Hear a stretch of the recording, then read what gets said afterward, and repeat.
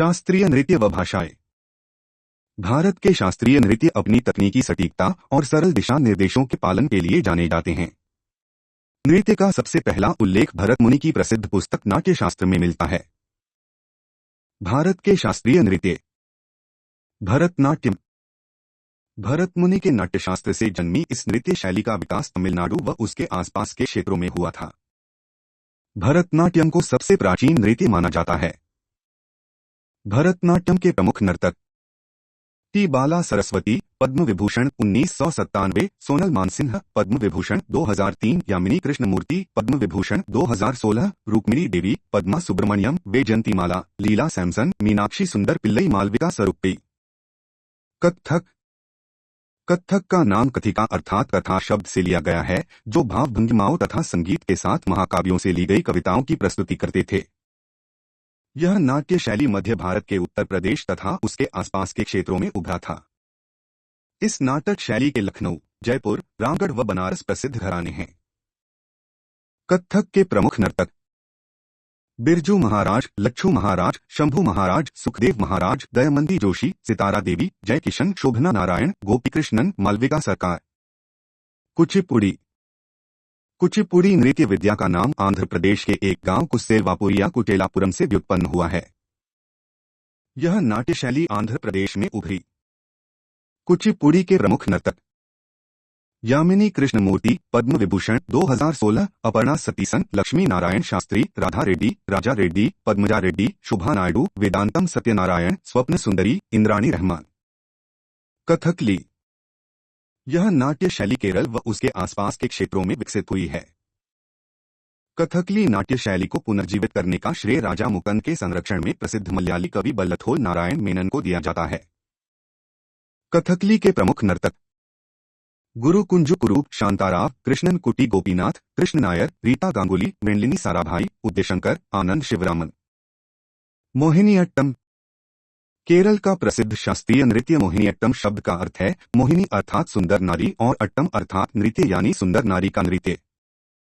मोहिनीअट्टम के प्रमुख नर्तक सुनंदा नायर, माधुरी अम्मा, तारा निडिगाडी, जयप्रभा मेनन, श्रीदेवी, कलामंडलम चम्मती, गीता गायक, भारती शिवाजी, रागिनी देवी, हेमा मालिनी, डॉक्टर सुनंदा नायर। ओडिसी। इस नृत्य शैली का उद्भव ओडिशा व इसके आसपास के क्षेत्र में हुआ था। इस नृत्य शैली के सबसे प्राचीन पुरातात्विक प्रमाण ओडिशा की उदयगिरी में गुफा मिले हैं। ओडिसी नृत्य को अंतर्राष्ट्रीय ख्याति दिलाने का श्रेय चार्ल्स फैवरी तथा इंद्राणी रहमान को जाता है। ओडिसी के प्रमुख नर्तक किरण सहगल, गुरु पंकज चरणदास, संयुक्त पाणिग्रही, कालीचरण पटनायक, गुरु केलू चरण महापात्रा, सोनल मानसिंह, माधवी मुदगल, शैरॉन लोवेन, अमेरिका, इंद्राणी रहमान। मणिपुरी।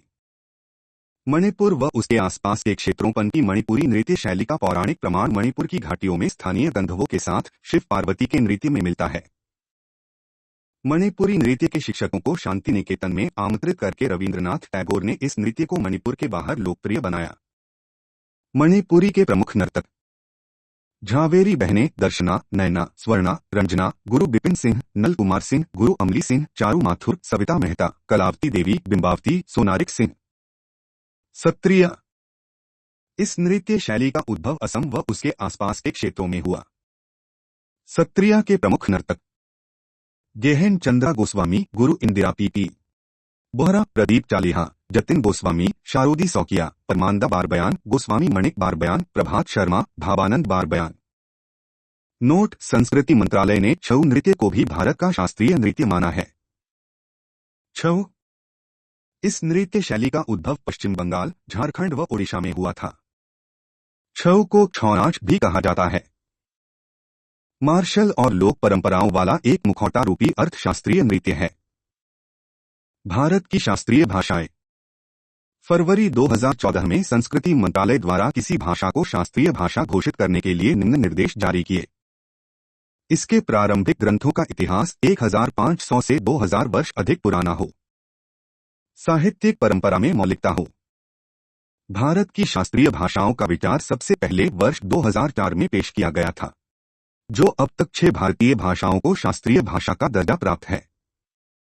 शास्त्रीय भाषा: तमिल 2004, संस्कृत 2005, तेलुगु 2008, कन्नड़ 2008, मलयालम 2013, उड़िया 2014, पाली 2024, प्राकृत 2024, फारसी 2024।